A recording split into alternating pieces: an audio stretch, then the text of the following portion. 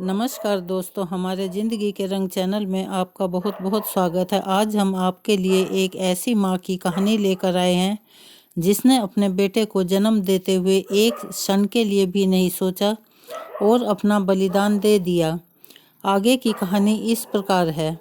रात के 2 बज रहे थे। एकाएक फ़ोन की घंटी बजती है। 26 साल का आनंद नींद से जागकर बड़ा खुश होकर फ़ोन को रिसीव करता है।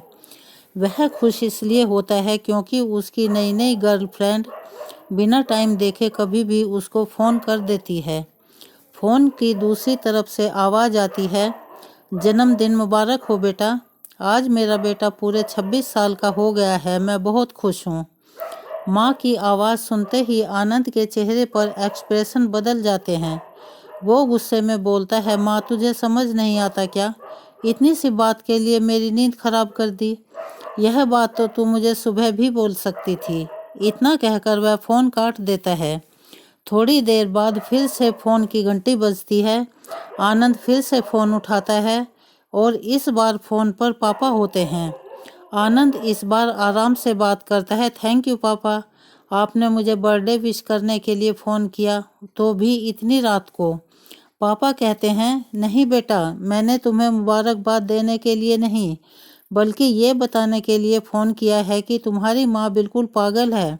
वो इतनी पागल है कि पिछले 1 महीने से मुझे हर दिन तेरा बर्थडे याद दिलाती आ रही है। वो इतनी ज़्यादा तेरे बर्थडे की खुशी में पागल हो रखी है कि तू हमसे सैकड़ों किलोमीटर दूर है, फिर भी उसने यहाँ पर खुद अपने हाथों से तेरे लिए केक बनाया है। ऊपर से यह जिद करके बैठी है कि जब तक तुझे वो बर्थडे विश नहीं कर देती तब तक ना खुद खाना खाएगी और ना ही मुझे खाने देगी। आनंद सब ध्यान से सुन रहा था और उसे ये महसूस भी हो रहा था कि उसने अपनी माँ के साथ जो बर्ताव किया वो ठीक नहीं था। फिर वो बोला, नहीं पापा, माँ बिल्कुल पागल नहीं है। पापा कहते हैं, नहीं बेटा, तू अपनी माँ के पागलपन को नहीं जानता। मैं जानता हूँ। वह तो 26 साल पहले ही पागल हो गई थी जब डॉक्टर ने उसे कहा था या तो हम बच्चे को बचा सकते हैं या आपको।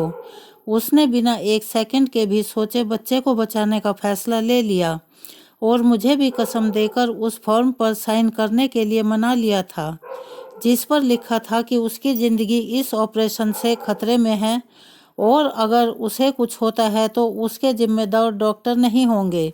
अब तू ही बता, बिना तुझे देखे जो औरत तेरे लिए मरने को तैयार हो जाए उसे हम पागल नहीं कहेंगे तो और क्या कहेंगे?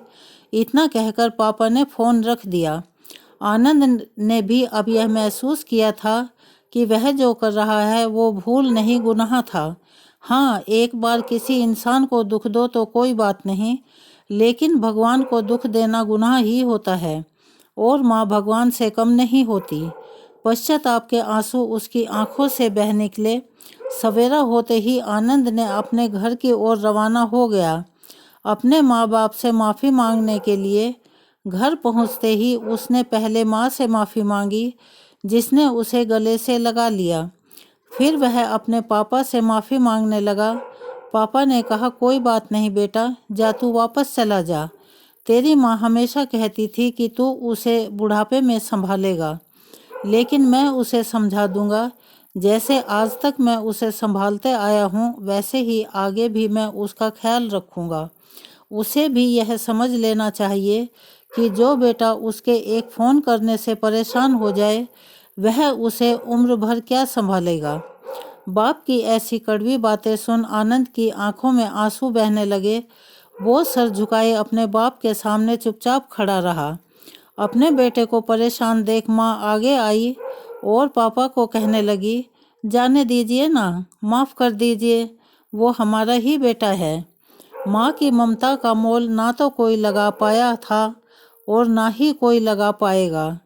9 महीने प्रसव की पीड़ा सहन करके हमें नई जिंदगी, नई दुनिया में लाने वाली माँ हमारी हर गलती को माफ़ कर सकती है।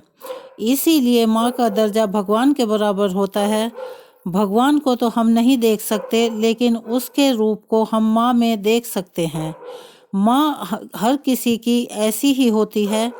माँ को इसीलिए एक देवी, एक भगवान का स्वरूप कहा जाता है। जो अपने ऊपर अपनी औलाद के लिए सब दुख झेल लेती है, लेकिन कभी भी वो अपनी औलाद को परेशान नहीं होने देती, बेशक औलाद का बर्ताव उसके साथ कैसा भी हो। दोस्तों, ये कहानी आपको कैसी लगी, प्लीज़ हमें कमेंट्स करके ज़रूर बताएं। अगर कोई कमी नज़र आती है तो हमें बताएं, हम उसे सुधारने का पूरा प्रयास करेंगे।